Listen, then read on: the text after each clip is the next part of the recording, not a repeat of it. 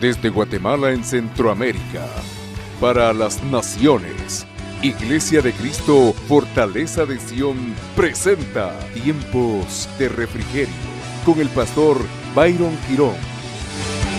Un programa donde a la luz de la palabra recibiremos las bendiciones que Dios tiene preparadas para ti y tu familia. Bienvenidos.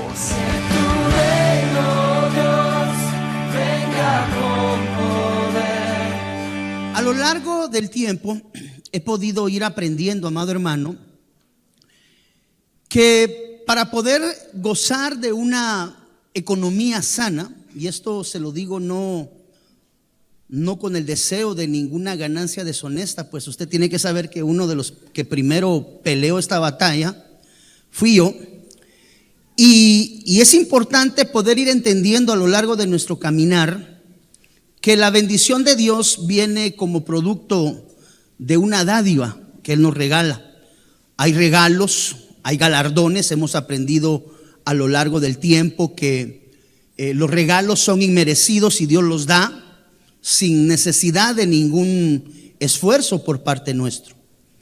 Sin embargo, la palabra también nos enseña acerca de los galardones, y esto es todo aquello que de alguna manera requiere un esfuerzo por parte nuestra, pues para poder ir obteniendo esos galardones o esas premiaciones, llamémoslo así, en el camino. Y dice la Biblia que el Señor miró con agrado a Abel. Quiero dejar esto acá sentado, que esa palabra agrado es la palabra Shah. Esa la hemos enseñado nosotros acá ya muchos años atrás, y hoy volvemos a retomar esto. Quiere decir que el Señor miró con Shah. Usted puede transponer ahí la palabra agrado con la palabra Shah, la cual es una palabra hebrea bajo el numeral 8159. Es decir, las palabras que usted encuentra aquí denotadas con un numeral y ve su traducción, ya sea en hebreo o en griego, provienen de una concordancia o un diccionario, lo cual nos permite ampliar y ser un poco más entendidos y claros de lo que se está hablando. Entonces, a consecuencia de que Abel llevó delante del Señor de lo primero, dice la Biblia que el Señor Shah vio con agrado lo que él estaba haciendo. Ahora, esa palabra agrado significa muchas cosas. Usted las tiene ahí ya denotadas en pantalla. Los hermanos que están en televisión lo tienen ahí en pantalla también. Dice que el Señor clavó la mirada. Tome nota, esta es nada más una parte introductoria. Clavó la mirada. Usted puede transponer esas traducciones. El Señor inspeccionó. Uno muchas veces se presenta delante de Dios con una ofrenda o con lo que traiga delante del rey, y tú tienes que saber que el Señor examina. El Señor Jesús lo hizo incluso al momento de recibir ofrendas. Dice la palabra que Él se sentó y empezó a observar lo que el pueblo traía. Entonces consideró, se compadeció, y algo que a mí siempre me ha llamado la atención desde el primer día en el cual el Señor me lo mostró. Esa palabra Shah quiere decir quedarse pasmado. Tome nota cómo una ofrenda provoca una actitud en el corazón de Dios que asombra. Eso dice el contexto en la palabra en el original, que asombra, es decir, una actitud correcta. Aquí no le estoy hablando a usted de casa, carro, sueldos, puntos. Le estoy hablando de actitud de corazón.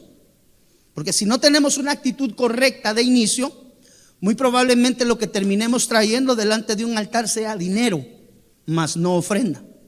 Y lo que el Señor está requiriendo se llama ofrenda. ¿De dónde viene la ofrenda? La ofrenda es quisiera verlo usted así, es una mezcla de acción con una actitud correcta.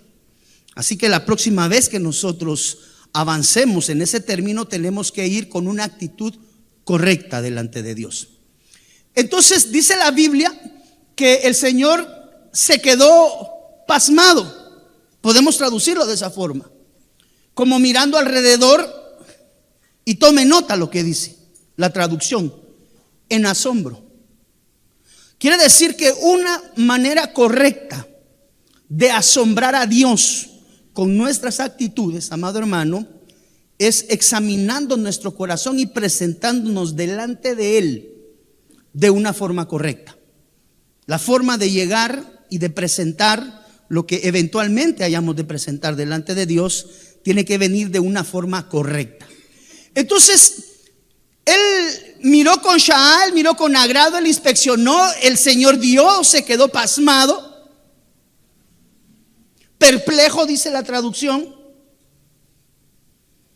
casi se desmaya. Perdóneme, no le estoy blofeando, no estoy tratando de trasladarle a usted un mensaje inflado, no. La palabra Sha'á significa desmayar. Quiere decir que una ofrenda correcta, en un momento correcto, con un corazón, diga conmigo por favor, con un corazón correcto delante de Dios, puede provocar asombro delante de Él. Tome nota de eso. Entonces, dice la Biblia que Dios clavó la mirada y se quedó pasmado. Podríamos traducirlo perfectamente. Basado en el vocablo original, se quedó pasmado con la acción que él realizó. ¿Por qué? Porque su corazón estaba en Dios. Ahorita le voy a explicar un poquito más de esto. Quiere decir que cuando nos presentamos delante de Dios con una ofrenda, con un diezmo, con una primicia, con una limosna, con lo que nosotros determinemos en nuestro corazón, va esto a provocar que Dios examine la condición de corazón. Es decir, cuando presentamos algo delante de Dios, no podemos dejar por sentado que la ofrenda ha sido recibida con agrado. Porque vemos tanto en este ejemplo, Caín y Abel, ambos presentan. Es decir, el problema no fue presentar. El problema realmente fue, diga conmigo por favor, condición de corazón. Ok. Entonces, dentro de los principios bíblicos que yo he podido encontrar a lo largo del caminar, amado hermano, está el principio de la primicia. ¿Por qué de alguna manera Dios vio con agrado lo que Abel había presentado delante de él? Porque dice la Biblia que él, a diferencia de su hermano Caín, Abel presentó de los primogénitos. El orden de los factores sí altera el producto. Trajo de los primogénitos de sus ovejas y dice la Biblia que trajo de la grosura. Por eso es importante cada vez que tú te vas a presentar delante de Dios para agradarlo, para traerle algo a Él, debes de considerar la condición primaria. Esa palabra primogénito, que es lo que hace la diferencia entre lo que presentó Caín y lo que presentó Abel, es que de alguna manera Abel trajo delante de él primogenitura, él trajo Becorá.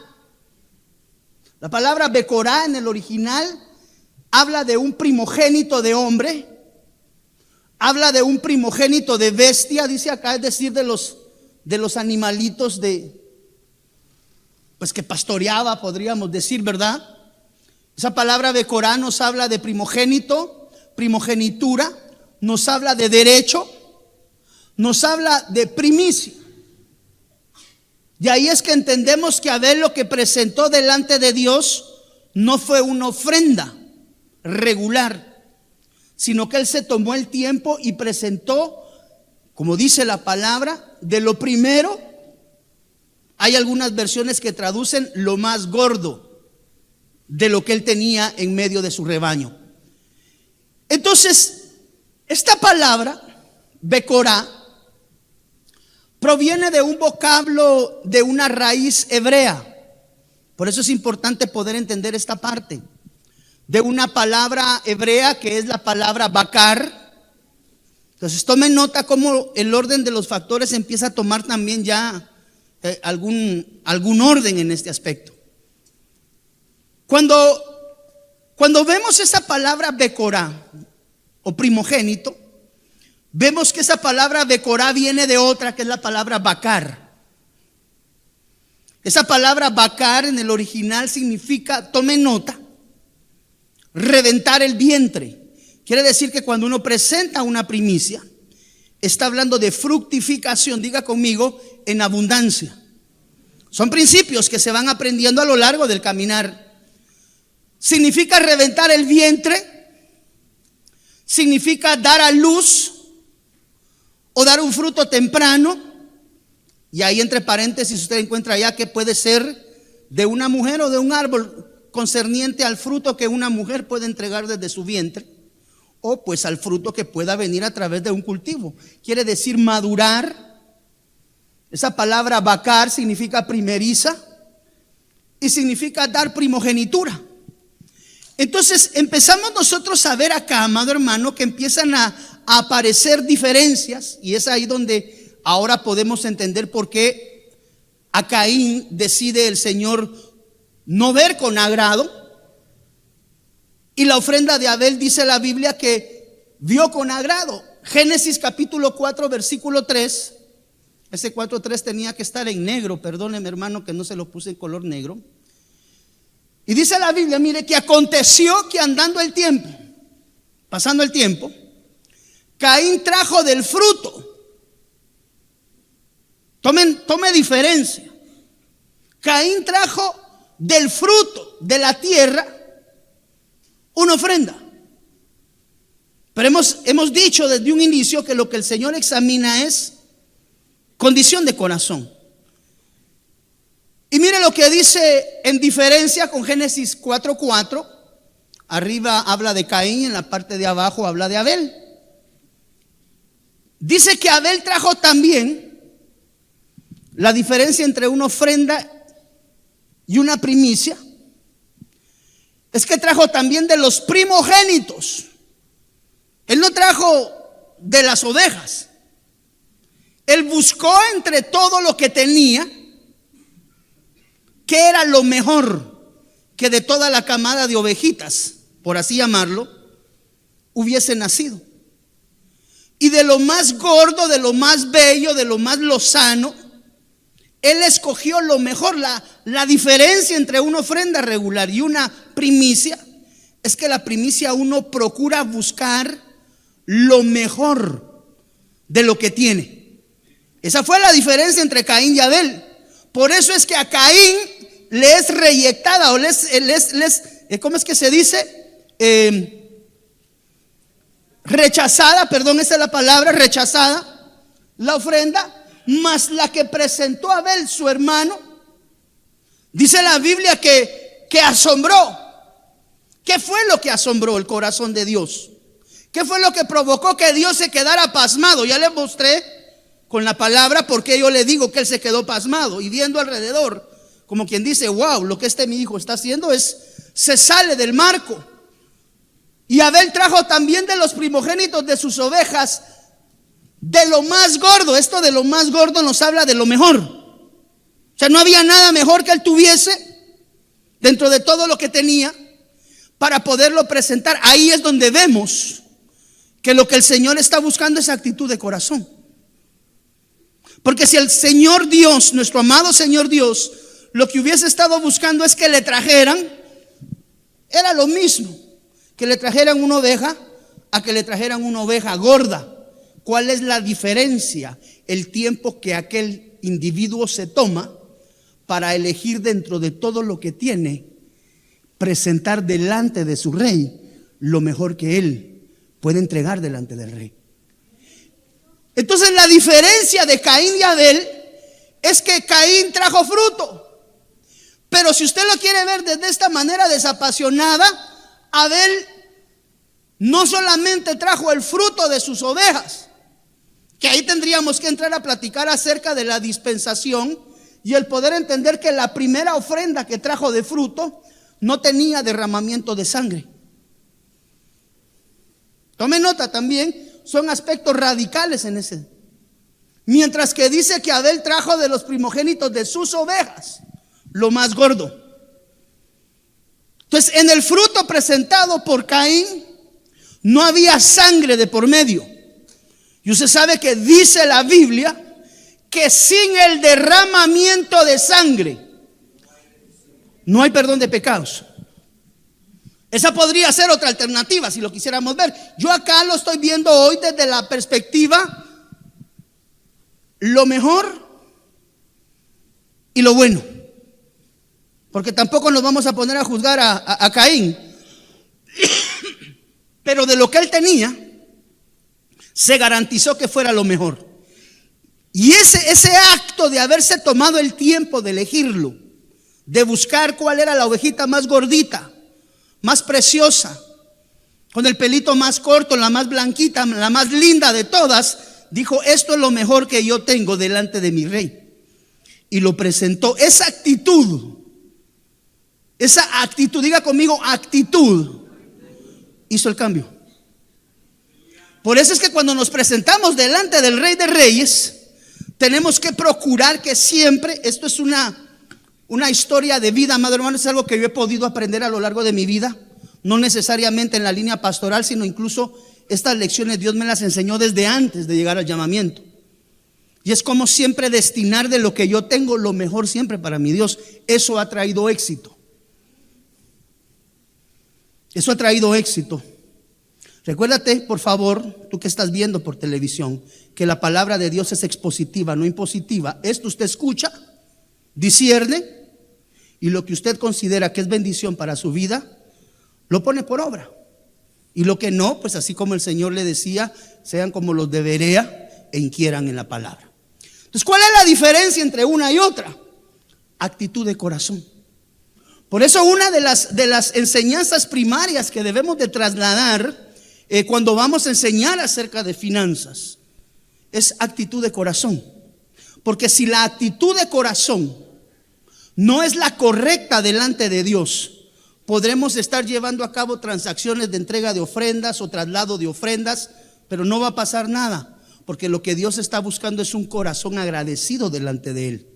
Y hemos aprendido que muchas veces las dádivas y los regalos no son nada más que la manifestación de lo que internamente está ocurriendo en el corazón de cada uno de nosotros. Entonces, ¿cuál fue la diferencia entre Caín y Abel? Uno trajo fruto y el otro se esforzó. Diga conmigo, se esforzó por agradar de una manera diferente el corazón de Dios. El versículo 4 dice que miró con respeto. La versión King James, que es una de las versiones originales, acá se lo dejo, mire, con agrado, con desmayo y con regocijo. Quiere decir que cuando la actitud de agradar el corazón de Dios está intrínseca en nuestro corazón, el Señor se regocija y se agrada de cada una de esas acciones.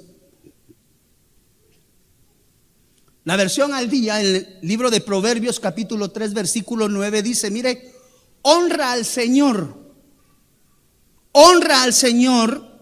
con tus riquezas. ¿Y con qué dice acá? Con los primeros frutos de tus cosechas.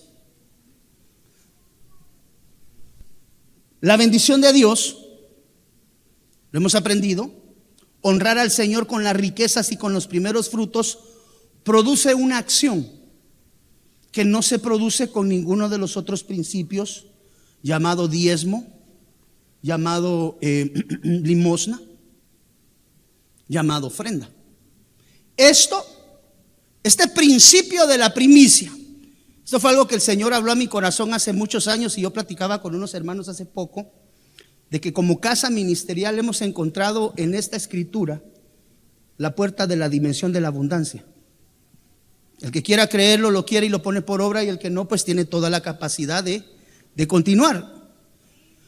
Pero el que aprende a honrar al Señor con sus riquezas, ese es un principio que yo he encontrado, que he puesto por obra y he visto la fructificación. Dice la Biblia que cuando se honra al Señor con las riquezas y con los primeros frutos, ocurre algo. Esa palabra así es un nexo. Eso lo podemos haber aprendido en idioma español en su momento. Esa palabra así es un nexo que habilita lo descrito previamente. Es decir, si tú honras al Señor con tus riquezas y con los primeros frutos de tus cosechas, así habilita la dimensión de ¿qué? De graneros llenos a reventar, dice la palabra de Dios, y que las bodegas rebosen de vino nuevo. Es decir, La versión moderna nos lo explica desde una perspectiva un tanto diferente. Honra a Jehová con tus haciendas y con lo mejor de todos tus productos. Condición y actitud de corazón. Y en esa dimensión que tú actives, dice la Biblia, que así se henchirán. Es decir, van a estallar, van a explotar tus graneros de abundancia. Eso no lo provoca el diezmo. Pues que muchas personas se presentan delante de Dios con un diezmo y esperan que el diezmo habilite salir de circunstancias adversas. Pero recuérdese que esto es un todo. Es decir, aquí hay principios incluso de vida que debemos de aprender a llevar a cabo. Entonces, así se henchirán tus graneros de abundancia y tus lagares, dice la Biblia, mire, rebosarán de mosto.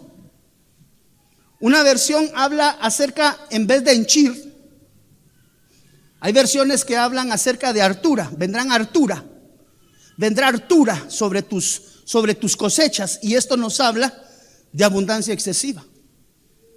De ahí es que el Señor habló a mi vida hace más o menos 18 años y me dijo: el principio de la primicia, Byron, es un principio que va a traer abundancia en medio del pueblo de Dios.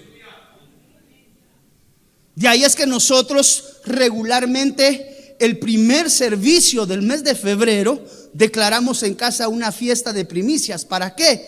Para preparar la abundancia que declaramos en fe, pues dice la Biblia que es la fe, pues la certeza de lo que se espera y la convicción de lo que no se ve. Que la acción de poner por obra la palabra de Dios traiga como consecuencia la abundancia y mire, logro total y cumplimiento de deseos. Cuando tú vas y estudias acerca del diezmo, tú no ves por ningún lado que el diezmo despierte o habilite esta dimensión espiritual. Entonces, cuando yo deseo habilitar la dimensión de la abundancia en mi vida, he aprendido a lo largo de la palabra y a lo largo de los años que eso lo produce una actitud de corazón. Y aquel que tiene su corazón dispuesto delante de Dios, que eso tiene que ser entendido en la dimensión, amado hermano, y comprenderé que la gente de Atrio no lo entienda y posiblemente lo critique. No digamos los que están en el desierto. Pero una iglesia que va trascendiendo hacia el lugar santísimo debe de entender que lo más importante en su corazón, no solamente con esto, porque estamos iniciando con una serie de enseñanzas para traer sanidad financiera. ¿Cómo? A través de una actitud correcta delante de Dios. Te lo voy a ir enseñando con palabra. Entonces, la primicia habilita la dimensión de la abundancia. ¿Basado en qué? Basado en Proverbios capítulo 3 versículos 9 y 10. Honra al Señor con tus riquezas y con los primeros frutos, es decir, con tus primicias. Y entonces, así, tus graneros se llenarán a reventar y tus bodegas van a rebosar de vino nuevo. Eso no lo encuentras tú en ningún otro principio ejecutado entre la palabra de Dios, más que bajo el principio de la primicia. Por eso es que Proverbios, mire acá, 3:9, honra al Señor con tus riquezas y con los primeros frutos. Esa palabra honra es la palabra kabad. Acá está, mire, numeral 35:13 en hebreo, y significa muchas cosas. Tú las tienes acá en pantalla. Una de ellas es la gloria de la multiplicación, basado en el contexto original en hebreo. Entonces, honrar al Señor con riquezas y primeros frutos nos habla de una gloria despierta de parte de Dios, que como consecuencia trae la dimensión de la multiplicación en medio de nuestras casas. Ese es un principio bíblico. Entonces, cuando nosotros queremos habilitar la dimensión de la abundancia, debemos de aprender a darle la prioridad, a darle el primer lugar a Dios en todos los aspectos de nuestra vida. Esta es una de las dimensiones que habilita la abundancia y la riqueza. Mire lo que dice el libro de Nehemías capítulo 35. Bueno, perdón, capítulo 10 versículo 35, ahí estás. Cada año llevaríamos a la casa de Jehová las primicias de nuestra tierra. Es decir, Dios establece una oportunidad en el año para habilitar la dimensión de la abundancia. Es lo que yo he aprendido a la luz de la palabra. Entonces, una vez nosotros hemos avanzado en la dimensión de darle el primer lugar, la prioridad a nuestro Dios, y presentamos delante del Señor, se habilita una segunda dimensión que tenemos que aprender en la dimensión del resguardo. Es decir, hablamos de bodegas llenas y hablamos, amado hermano, de abundancia en exceso en medio de las bodegas. ¿Cómo se logra eso? Honrando al Señor. Diga conmigo, por favor, actitud de corazón. Cuando hemos habilitado la dimensión de la abundancia, inmediatamente el Señor instala otro principio bíblico, gracias hijo, Dios te bendiga, para salvaguardar la integridad de lo que en fe nosotros declaramos hemos de recibir de parte de Dios. Y es ahí donde entra el diezmo. Son dos principios completamente diferentes, que la gente carnal lo ve como dinero, que la gente carnal o la gente no espiritual lo ve como la oportunidad de la riqueza de los pastores, los cuales hay algunos que definitivamente lucran. Mi trabajo es enseñarte palabra de Dios. Tú decides ponerla por obra. Entonces, cuando hemos habilitado ya a través de Proverbios 3:9 y 3:10 la abundancia declarada en la dimensión del Espíritu en nuestras vidas, se habilita otra llave dimensional, que es la del diezmo. Génesis capítulo 14 versículo 18 y 20. Y esto es bien interesante poderlo aprender en la línea correcta, amado hermano. Veo gente, personas en las redes que se esfuerza y se esmera por procurar que el pueblo de Dios no honre a su Señor, trayendo delante de aquellas personas incautas y carentes del conocimiento de la palabra acepciones como, por ejemplo, ¿para qué tú diezmas ahora si el diezmo era una exigencia de la ley? Por ejemplo, otros dicen, bueno, muéstreme dónde en el Nuevo Testamento se diezma, por ejemplo, y empiezan a colocar diferentes incoherencias, podría yo decir, desde la perspectiva de que todo esto es claramente denotado en el contexto de la palabra. Lo que pasa es que hay que estudiarlo y hay que conocerlo. Algunas personas me dicen, pastor, ¿por qué yo voy a diezmar si eso era de la ley? Entonces tenemos que entender el diezmo desde la perspectiva completa. Mire lo que dice el libro de Génesis 14:18. Entonces Melquisedec, rey de Salem, sacó Santa Cena. Ahí hay una figura de Santa Cena. ¿Cómo se ministra la Santa Cena? Pan y vino. Quiere decir que acá Melquisedec, rey de Salem, sacó Santa Cena. Tome nota de eso. Pan y vino. Dice la Biblia, él era el sacerdote del Dios Altísimo. Muchas veces estudiamos esto escatológicamente y vemos que Melquisedec se ha tendido a interpretar por algunos estudiosos que Melquisedec es una salida dispensacional del Señor Jesús. Es decir, Melquisedec es el Señor Jesús fuera de la dispensación de tiempo de vida donde a él le correspondía cuando había de venir a tabernaculizar en medio de nosotros a través del vientre de María. Entonces Melquisedec, rey de Salem, sacó pan y vino, y el sacerdote del Dios Altísimo, él era sacerdote del Dios Altísimo, lo bendijo diciendo, bendito sea. Tome nota de esto, aquí aparece Abraham. Ni siquiera ha evolucionado el padre. Aquí aparece sin H el nombre de Abraham. ¿De qué nos habla eso, amada iglesia? de una no transformación a la dimensión de lo espiritual. La letra H, tanto inserta en Abraham como en Sarai o en Sara, nos habla de una transformación de un hombre natural, Abraham, hacia la dimensión de un hombre espiritual, Abraham. Para eso hay un estudio completo. Pero aquí aparece Abraham. Ni siquiera estamos hablando del padre ya de la fe transformado en su corazón, porque todavía no tenía la letra H inserta. Sin embargo, pues eso aquí no es determinante. Bendito sea Abraham, del Dios Altísimo, creador del cielo y de la tierra, y bendito sea el Dios Altísimo, que entregó a tus enemigos en tu mano y le dio, dice la Biblia, mire, le dio ¿qué? Abraham el diezmo de todo. Tome nota de esto, amado hermano, porque esto es importante que usted lo entienda. En este esquema, el diezmo es un acto de agradecimiento por rescate o liberación.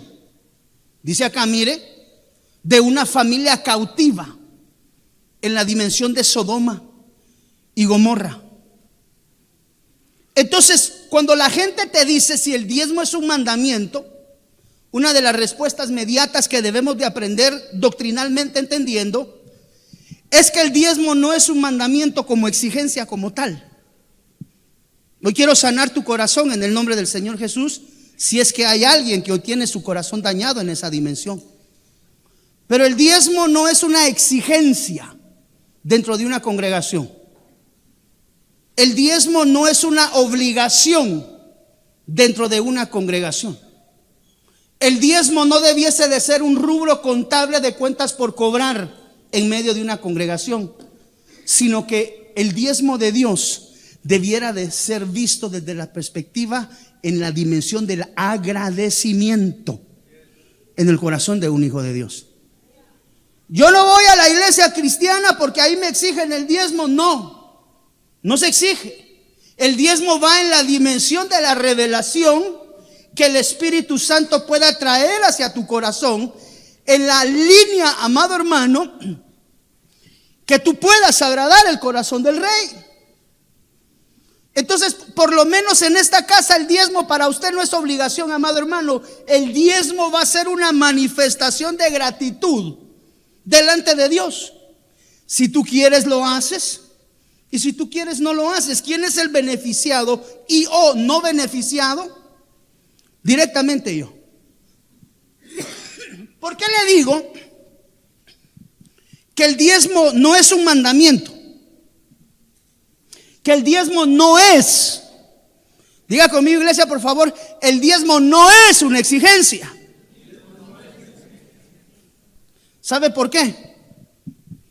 Porque al momento de la ocurrencia de Génesis capítulo 14 versículo 18 no existía ley.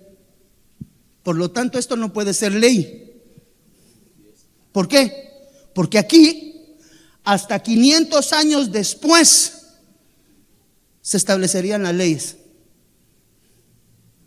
Entonces aquel que te diga es que el diezmo es un mandamiento, el diezmo es una exigencia, no y no. ¿Por qué? Porque cuando Abraham diezmó de todo, no había ley que lo obligara a hacerlo.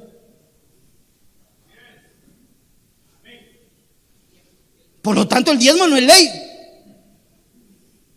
no es exigencia, no es tributo, no es obligación. Pues para mi corazón, si soy un hijo que estoy en relación íntima con mi amado Rey, por supuesto que va a ser una obligación impuesta por mí mismo. Por eso el apóstol Pablo decía, me es impuesta necesidad, a mí me es impuesta necesidad de diezmarte, amado Señor. Pero es una exigencia del Espíritu directo a cada uno. Pues ¿por qué usted dice, pastor, que no es ley el diezmo? Pues porque en Génesis 14, 18 todavía faltaban 500 años para que la ley fuera puesta. 5 vidas suyas. ¿Cuántos años tiene usted? Si bien nos va, vivimos 90, 100 años. ¿Cuántos años quiere vivir usted, hermano? Hay personas que dicen, ay no, yo me quiero morir joven. Yo no quiero tener que ponerle problemas a mi familia.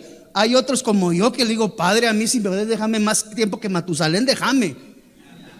Pero que sea, que me pueda valer por mí mismo, ¿me entiende? Entonces, ¿por qué el diezmo no es una ley ni un mandamiento? Porque fue antes de la ley. Esa es la respuesta que usted tiene que conocer doctrinalmente. Génesis capítulo 14, versículo 10. Es que a vos tu pastor te exige. Jamás, nunca, hermano. Usted no va a encontrar una sola oveja. No existe una a la cual el pastor Byron le haya dicho, mira, si no me traes diezmo no te doy privilegio. No existe. Mucho menos que le diga, si usted no diezma en esta iglesia, mejor se va, porque está en pecado. O como otros todavía un poco más duro, si usted no diezma en esta iglesia, no le voy a dar santa cena. Esas son aberraciones, amado hermano. Entonces Melquisedec, rey de Salem, sacó pan y vino y lo bendijo, le dio santa cena. Melquisedec le dio santa cena a Abraham. Entonces él reconoció el sacerdocio. Dijo, a mí no me importa que no haya ley, yo esto lo quiero hacer de voluntad propia. Mire, el que quiere ejercitar el principio del diezmo lo va a hacer aunque le digan lo que le digan. Y el que no lo quiere hacer, le enseñen lo que le enseñen. En una iglesia a la cual fui a predicar allá por el sistema de Nébula, o sea, de otro planeta, llegué a una iglesia. Esto pasó hace mucho tiempo. Por eso le digo que el que lo quiere hacer lo va a hacer, y el que no, ni aunque le hagan pirigüetas enfrente, hermano. Una iglesia de las que cubrimos durante el tiempo de la pandemia, usted sabe que la situación fue difícil.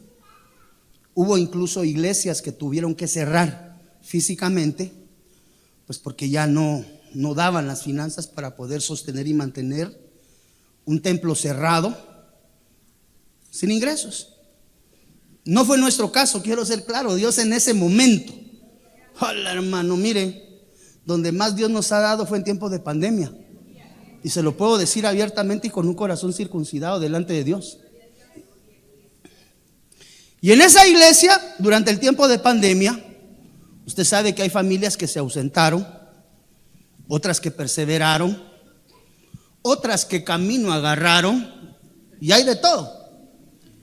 Pero en esa iglesia, allá en una de las Pleiades, hubo una familia que se ausentó por 2 años.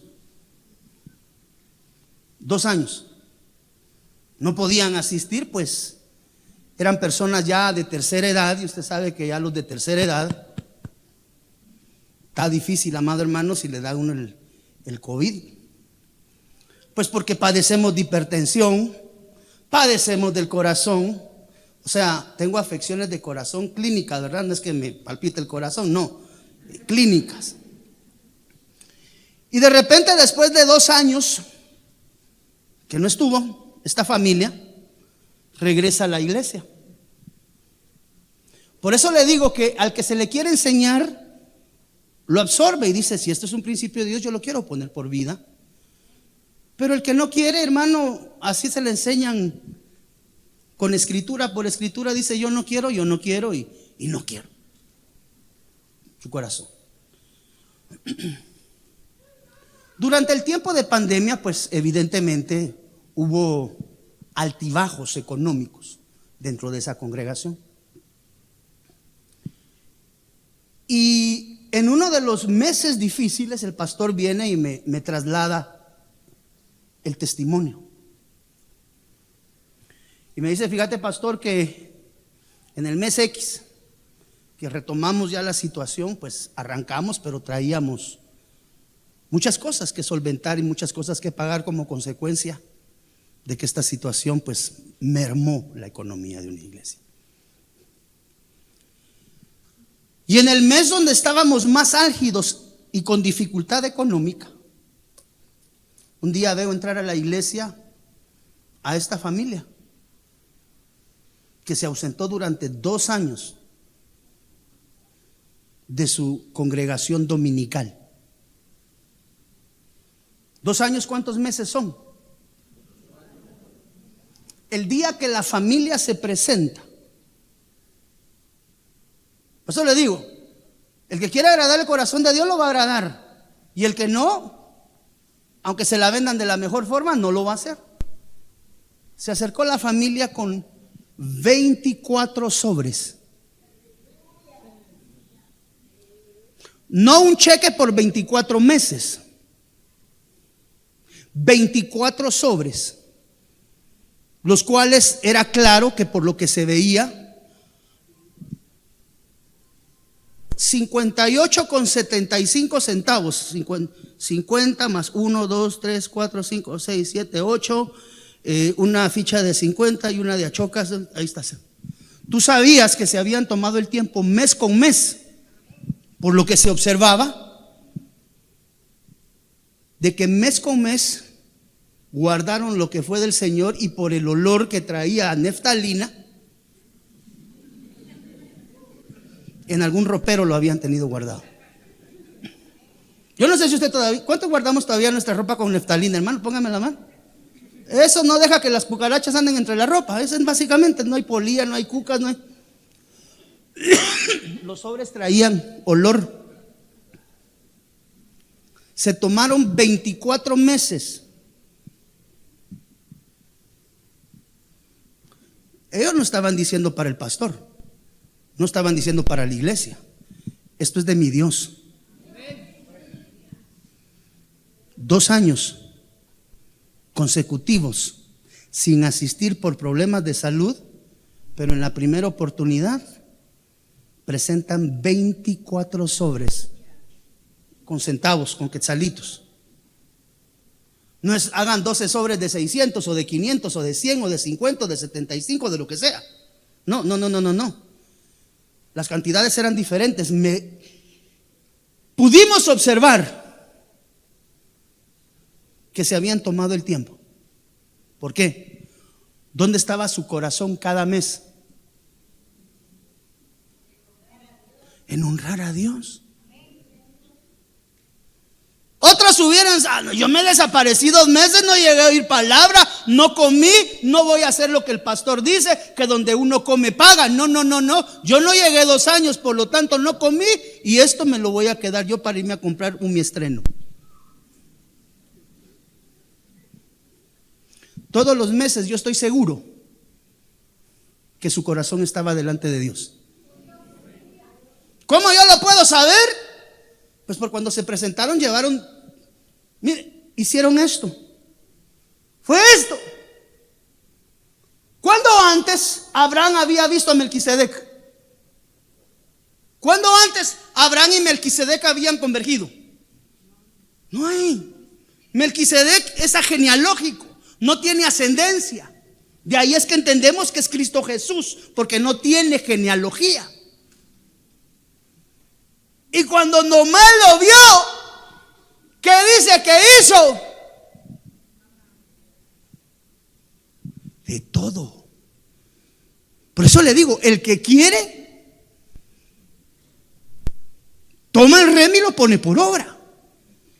Y el que no, pues ya puede tener aquí 15 años y ha escuchado esta prédica 15 veces y sigue igual, no hay problema. Bueno, sí hay problema en su corazón.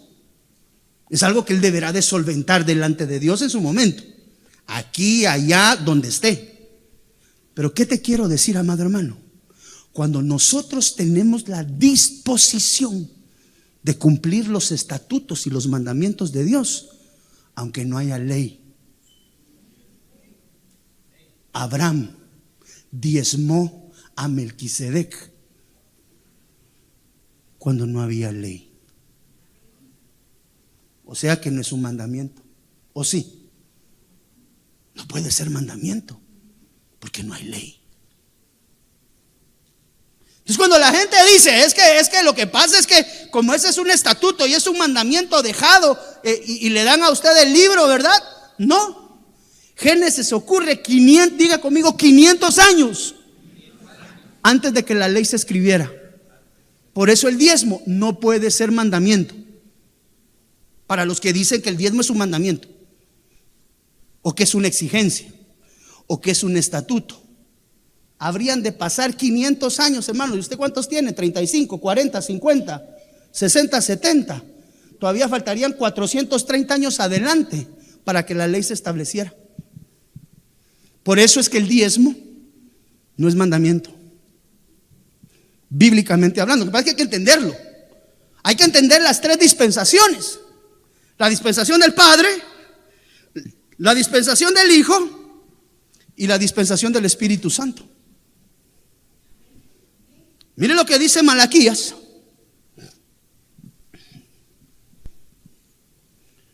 En Malaquías ya hay ley. Malaquías: robará el hombre a Dios. Pues vosotros me estáis robando, pero decís: ¿en qué te hemos robado?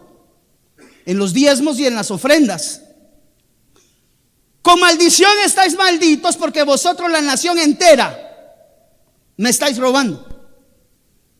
Mucha gente, los que son cuadrados, inmediatamente encuentran a alguien que no ejercita en su corazón el principio, inmediatamente lo mandan al versículo 9 con maldición.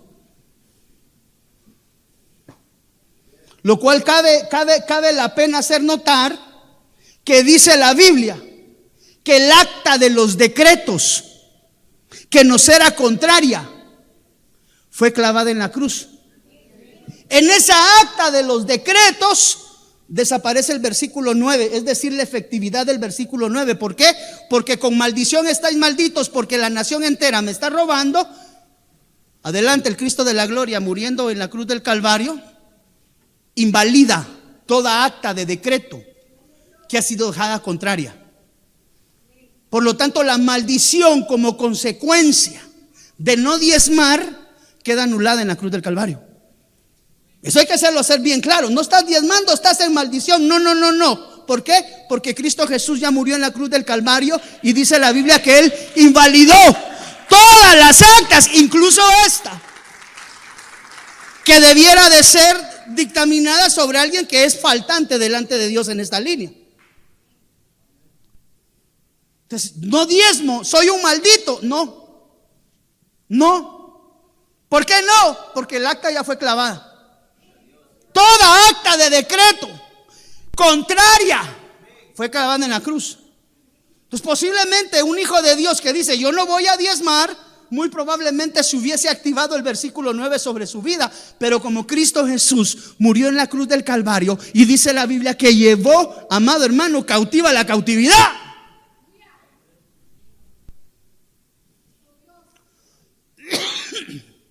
Y viene el versículo 10. Trae todo. Otra vez siempre aparece la palabra todo, o como que a veces tendiese a partirse lo que se trae delante de Dios, ¿verdad? Trae todo el diezmo al alfolí, para que haya alimento en mi casa. Y ponedme ahora a prueba, que dentro de este esquema le voy a enseñar también acerca de las tres actitudes de dar, pero esas las vamos a aprender más adelante. ¿Por qué? Trae todo el diezmo al alfolí para que haya alimento en mi casa, y ponedme a prueba en esto, dice el Señor de los ejércitos. Si no, os abriré la ventana de los cielos y derramaré para vosotros bendición hasta que sobreabunde. Y esta es la porción que sí debemos de tener cuidado como hijos de Dios, porque el maldito sois con maldición, ¿dónde dijimos que queda deshabilitado? En la cruz del Calvario.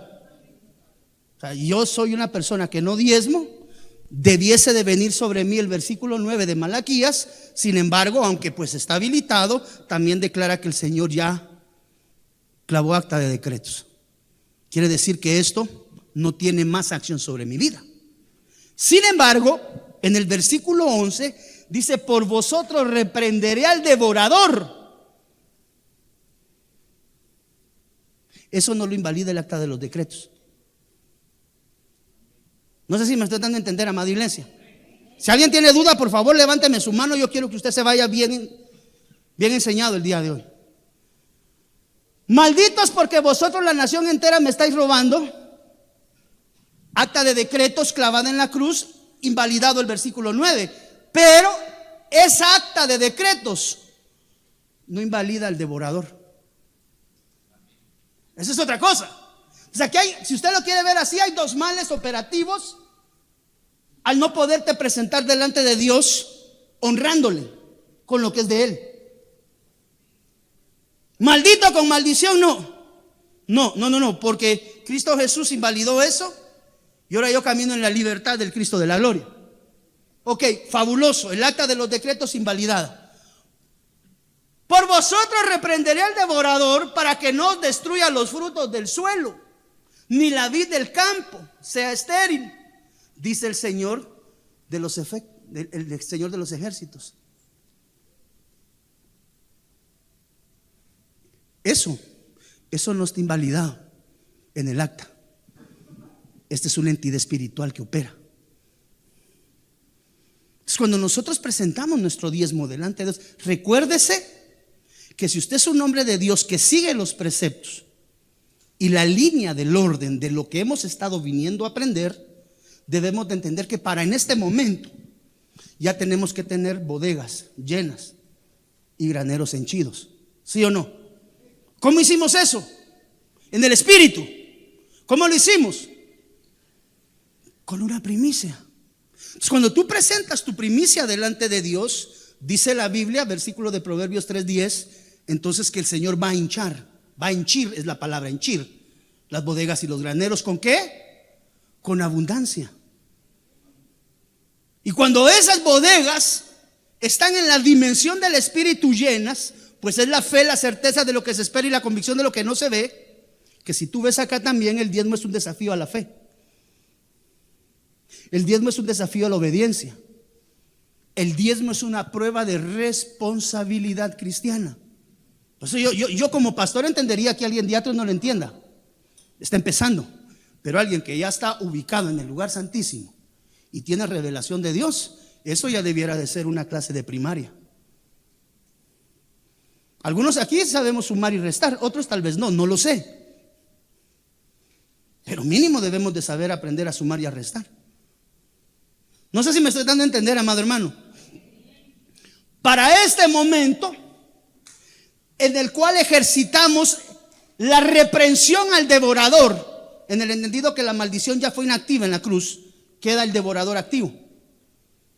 Y eso se reprende únicamente con algo llamado diezmo.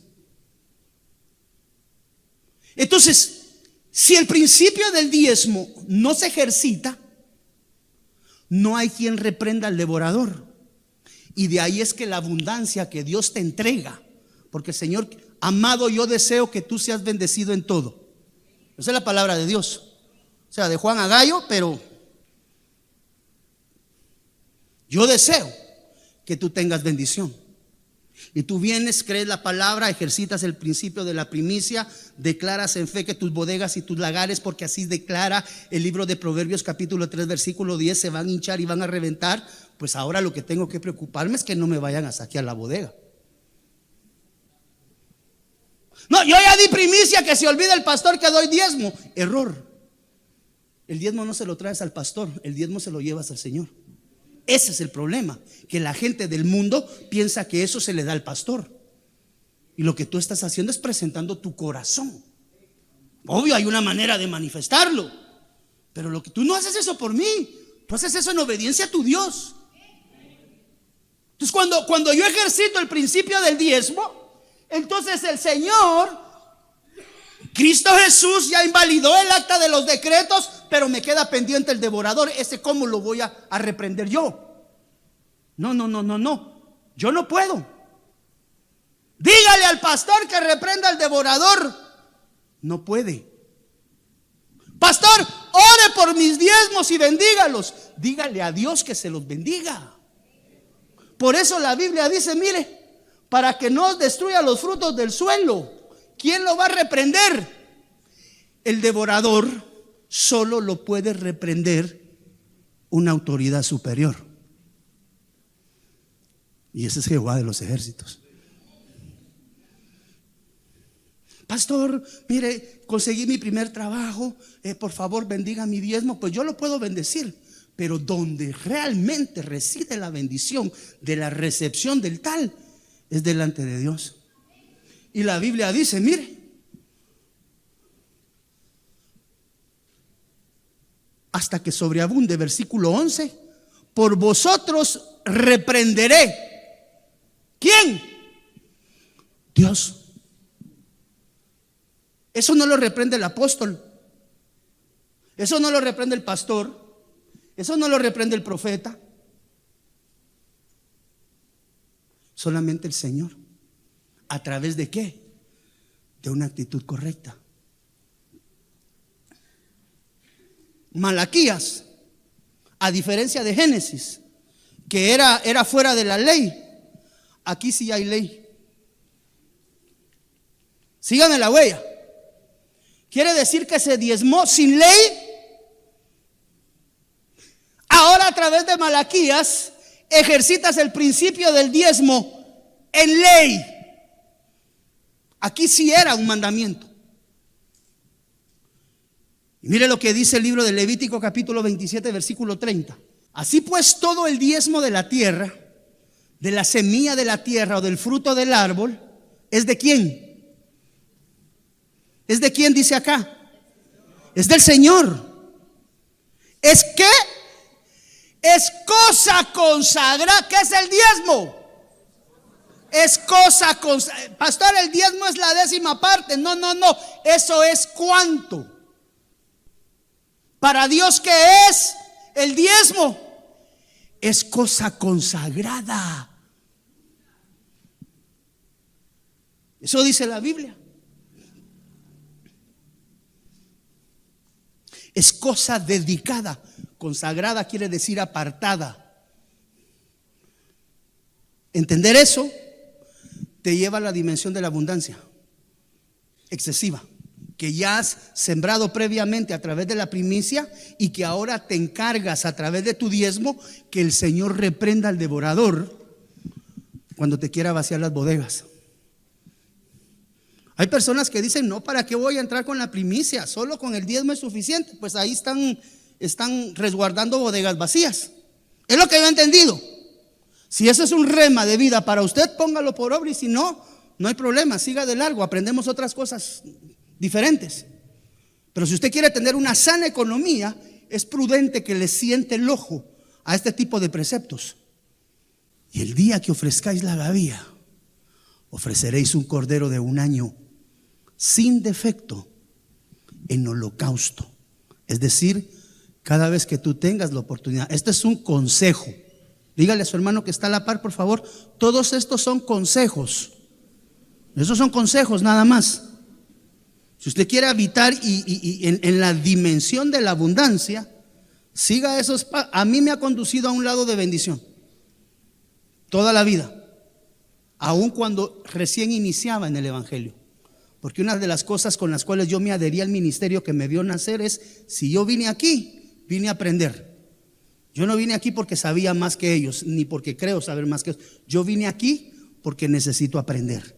Y si él, mi anciano, me decía que por la derecha, yo no preguntaba. Si él me decía, era por la derecha. Y eso me fue conduciendo por senda de justicia, amado hermano, y por senda de bendición. Así que en el nombre del Señor Jesús, yo quiero hoy dejar acá, hasta este lado, hasta el lado de la ofrenda, la parte primaria. Como te digo, yo quiero rogarte, procura no perderte los próximos domingos. ¿Para qué? Para que comprendas cómo la sanidad financiera es un todo. Aquí apenas estamos empezando. Esto no lo es todo. Hay otra serie de preceptos que debemos de aprender y poner por obra, dentro de los cuales yo ya he colocado en esta fase de estudio actitudes de vida. Porque he encontrado que aunque se cumpla todo esto, si no tengo actitud de vida, aunque sea un fiel ofrendador, aunque sea un fiel diezmador, aunque esté, amado hermano, en mis primicias, si no tengo una sana forma de vida cristiana, puedo derribar lo que se construye con estos primeros preceptos. Entonces quiero rogarle, yo no sé si esto me va a llevar tal vez unos 3, 4 domingos, no lo sé, pero procure no desprenderse, porque esta es una serie de 120 diapositivas que nos va a dar una perspectiva más clara con respecto a cómo transitar amado hermano, por la senda de la prosperidad que viene de Dios. Amado, yo deseo que tú seas prosperado en todo y tengas salud, así como prospera tu alma. Ponte de pie, por favor, en el nombre del Señor Jesús. Desde Guatemala en Centroamérica, para las naciones, Iglesia de Cristo, Fortaleza de Sion, presentó Tiempos de Refrigerio, con el pastor Byron Girón. Un programa donde a la luz de la palabra recibiste las bendiciones que Dios tenía preparadas para ti y tu familia. Hasta la próxima. Dios te bendiga.